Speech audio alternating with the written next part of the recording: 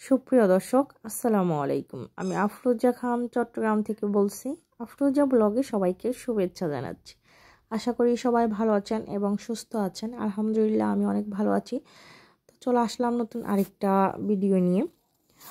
তো আজকে আমি সারাদিন কোনো রান্না করতে পারিনি, রাত্রে রান্না করছি, কারণ আমি একটু কেনাকাটা করার জন্য বাইরে বেরিয়েছিলাম।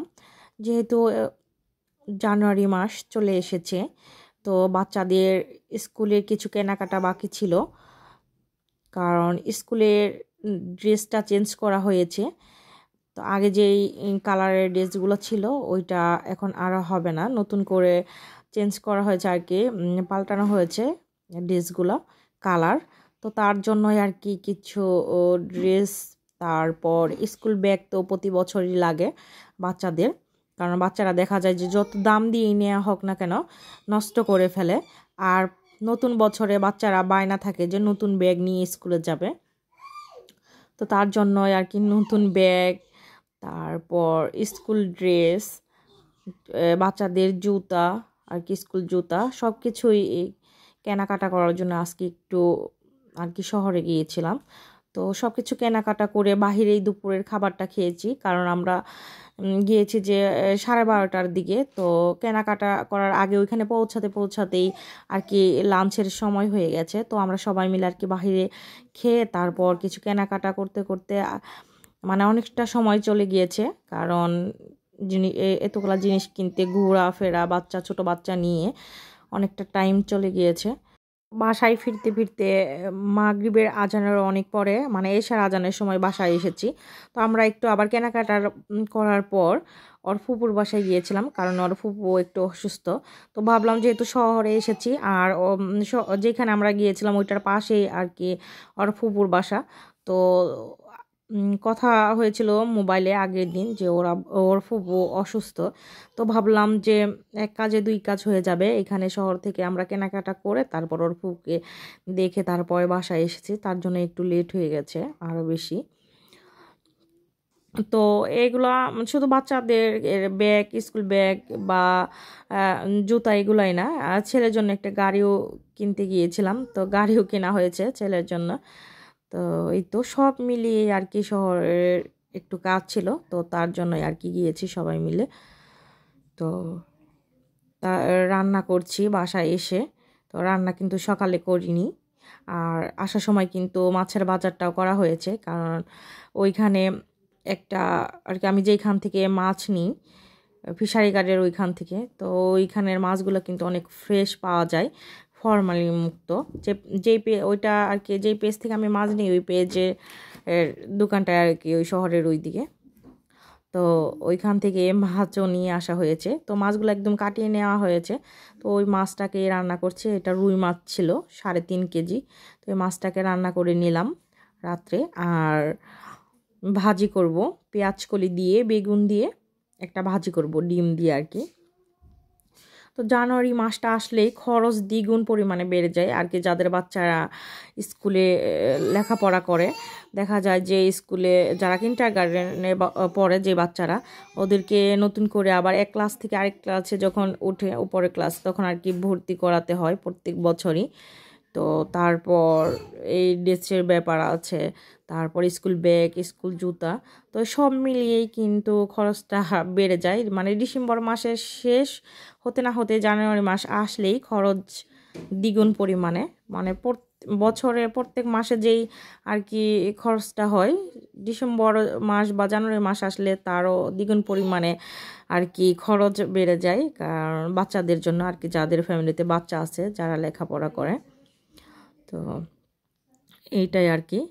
আর মধ্যবিত্ত ফ্যামিলির জন্য কিন্তু এটা অনেক কষ্ট হয়ে যায়, কারণ বাচ্চাদেরও মনও রাখতে হয়, কারণ ওরা চায় যে নতুন বছরে নতুন ড্রেস পরে নতুন স্কুল ব্যাগ নিয়ে স্কুলে যেতে। তো তার জন্যই আর কি বাচ্চাদের মন রক্ষা করতে গেলে একটু কষ্ট করতেই হয়। তো কথা বলতে বলতে এখানে আমি বাজিটাকেও বসিয়ে দিয়েছি, বাজিটা অর্ধেক হয়ে এসেছে। এখন আমি একটা ডিম ভেঙে দিব।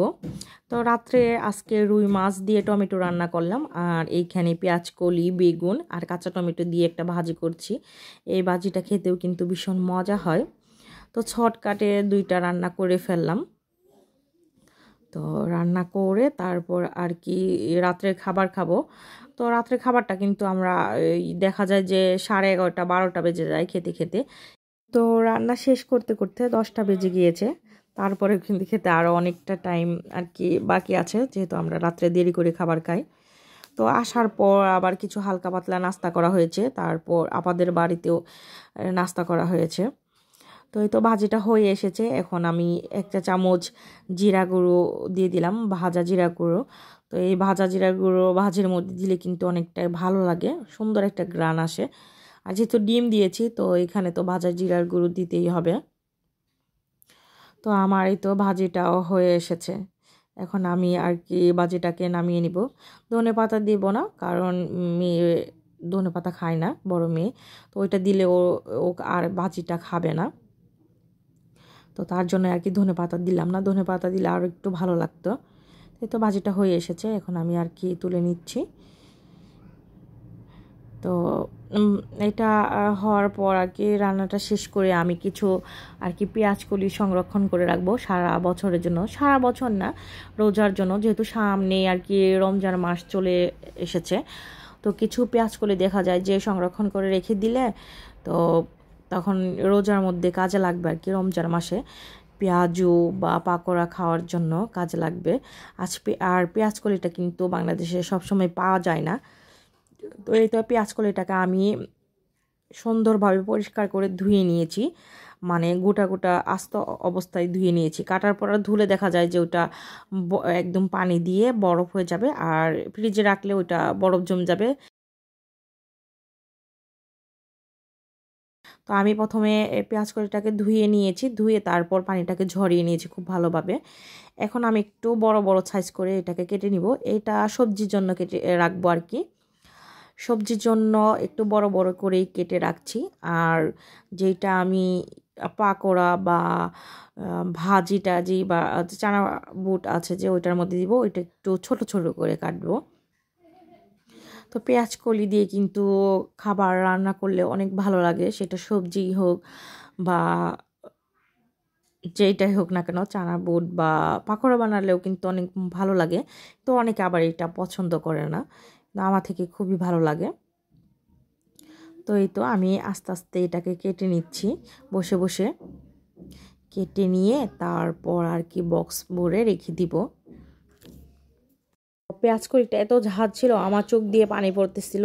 মানে নতুন পেঁয়াজ কাটলে যেরকম চোখ দিয়ে পানি অঝরে পড়তে থাকে, ঠিক এরকমই ভাবে অনবরত পানি পড়তেছিল আমার চোখ দিয়ে, যে এতটা মানে পেঁয়াজের ঝাঁঝালো একটাই পেঁয়াজ কলিতে, পেঁয়াজের মতোই।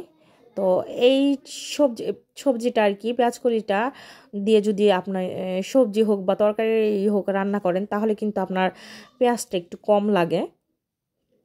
তো এই তো আমি বড়গুলো কেটে নিয়েছি একটু বড় বড় করে। এখন আমি একটু কুচিয়ে কুচিয়ে তারপর কেটে নিব, যেটা আর কি বললাম চানা বুট বা পাকোড়া বানানোর জন্য একদম কুচি কুচি করে কেটে নিব এটাকে। তো দুই বক্স রাখবো, 2 বক্স করে রাখবো আর কি। মোটাটা দিয়ে সবজি খাওয়া যাবে, আর এটা দিয়ে অনেক কিছুই আর কি নাস্তা টাস্তা বানানো যাবে। তো এই তো আমি কুচিয়ে কেটে নিচ্ছি।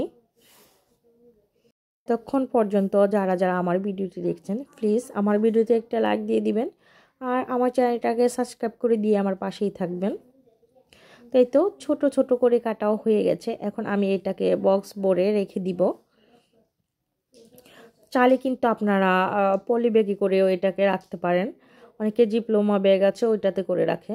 তো আমি বক্স ভরে রেখে দিলাম। বক্স ভরে রাখলে দেখা যায় যে সুবিধা, যখন যেটা লাগবে অল্প করে আর কি বের করে নিয়ে তারপর করে ফেলতে পারবো আর কি, ব্যবহার করতে পারবো। সবজির মধ্যে হোক বা যেটার মধ্যেই হোক, যখন প্রয়োজন তখন বের করে অল্প করে নিয়ে আবার রেখে দিতে পারবো বক্স ভরে। তো আজকের ভিডিওটা এই পর্যন্তই। সবাই ভালো থাকবেন, সুস্থ থাকবেন, আর আমার জন্য দোয়া করবেন। আল্লাহ হাফেজ।